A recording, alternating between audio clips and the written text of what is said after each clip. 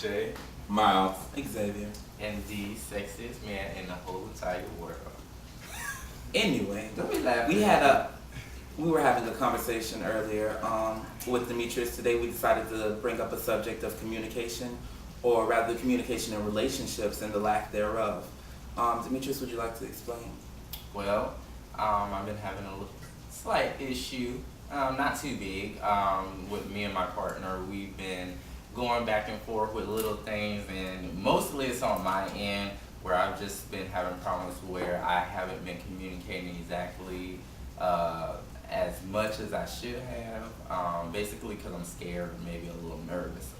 Pretty much scared or nervous of the outcome of what might happen, or, you know, just basically the whole result of the whole situation. I don't want to blow anything out of proportion. I don't want to cause any extra problems.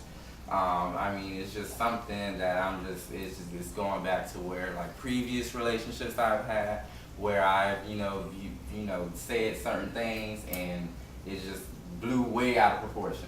And I'm just basically just a little scared and nervous, and I don't know how to deal with the situation. Well, I have a question for you, and that question is the very same thing that you've just told us. Have you expressed to him? Well, I mean, see what had happened was. No.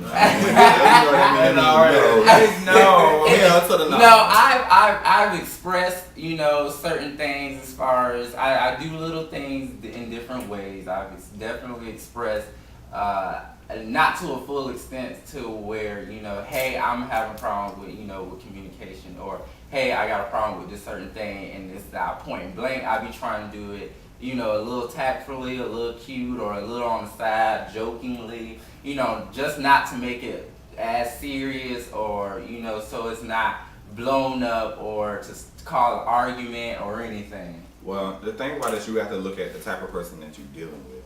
Sometimes indirect little bombs here and there may not work for some people because you might be dealing with somebody that's more direct.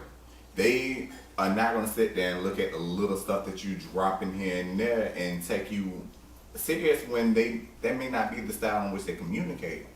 And in a relationship, you have to discover those things about one another, like how this person loves to communicate or in which way they do communicate, and you try your best to work with that and meet them there, because if you try to do it that way, you probably won't be in the same boat. That's very true. And also, if you leave it up to somebody to assume, they can always assume wrong, and then you'll both just end up in a whirlwind just because nobody was properly communicating with each other.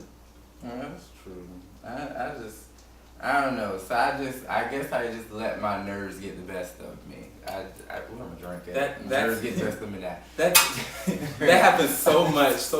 But I think this is a personal thought, and this is personally my opinion. I think with people nowadays, a more direct approach, even if it's not directly on the subject at hand, if it's just a direct approach with, I'm scared of being direct with you because of whatever the case may be, because you may leave me, because it may cause problems or whatever, that way they have forewarning for when you do actually sit down or gather up the strength to become direct. They have forewarning of what may happen and what you don't want to happen. And if they care that much, they're going to try to make sure that doesn't happen. See, the only problem I have is that I haven't been in a serious relationship, so I can't really chime in as much, at least on dating aspects. But I always thought that once you get into relationships, that it becomes to a point where, not saying that it's perfect, but you do know how, I thought that you come to a point where you just understand each other. Not understand per se, but you can tell a person you with almost anything, and maybe they don't be happy with it. True, but you feel comfortable enough to be like, you know what? You crossed the line today, and I'm gonna let you know that when we get home, it's on the popping. I thought that when you get to that point when you finally come to that point where y'all can sit there and talk to each other, not saying rudely, but be like, you know what? Shut up. But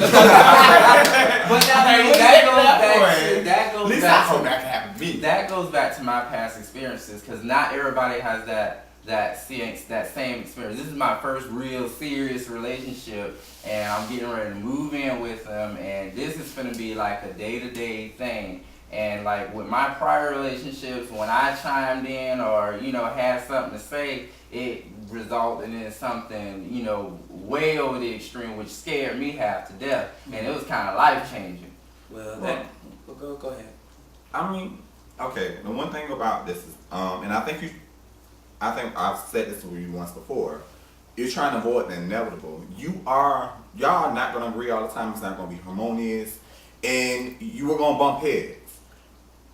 And it's not gonna be all sweet. You may not even come to each other within the next 5 minutes. Be like, oh baby, I'm so sorry. It's gonna happen, but sometimes you have to push against the fence, and you have to push a little bit in order to see how far things go with one another. Know how you have to. It's gonna happen. You won't know until it happens. You have to push those buttons. Well, And it's the same with you. And the thing about it is, I think that what is happening to a degree is maybe sometime to a degree it's happening in regards to you, but you kind of like sit back and you're like, well, I'm not gonna say anything. I'm gonna step back.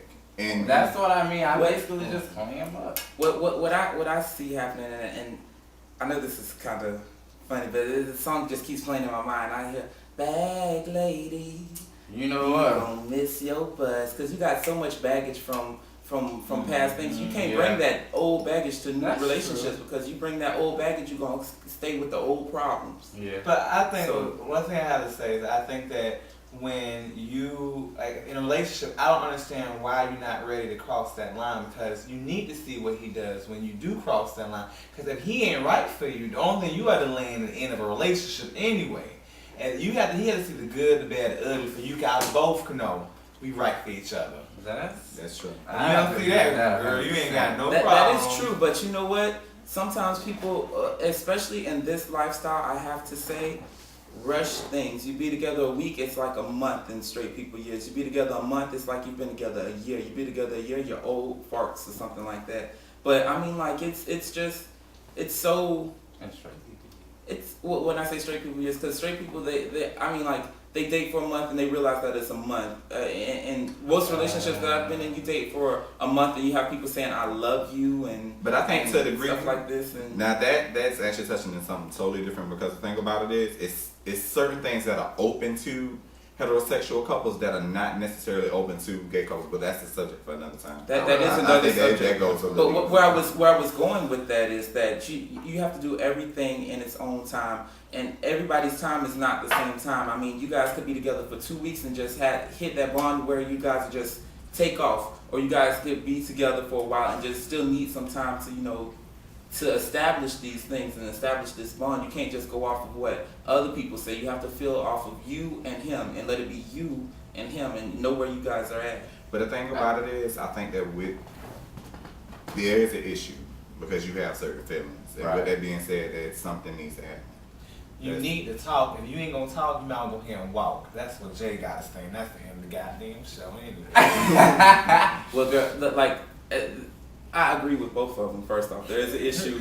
You do need to talk, but at the end of the day, it's you and him.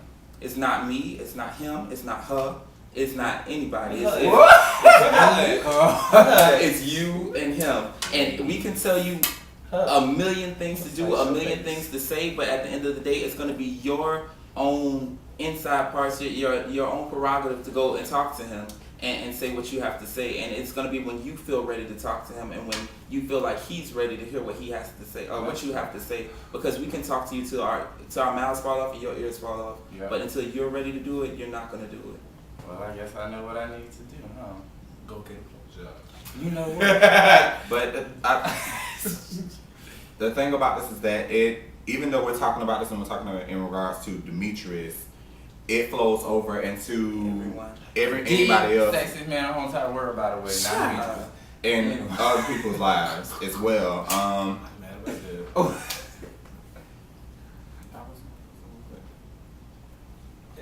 It flows into everybody else's lives and everything. You know, we're talking about Demetrius right now, but it flows into everyone. I mean, every one of you who are out there who are feeling something, who feel like they can't talk to their lover or can't talk to their boyfriend, man, cousin, uncle, sister, auntie, whoever. You know, like, I mean, it flows into everything. You have to make your own decisions, your own personal decisions, and know when you want to talk to them. That's true.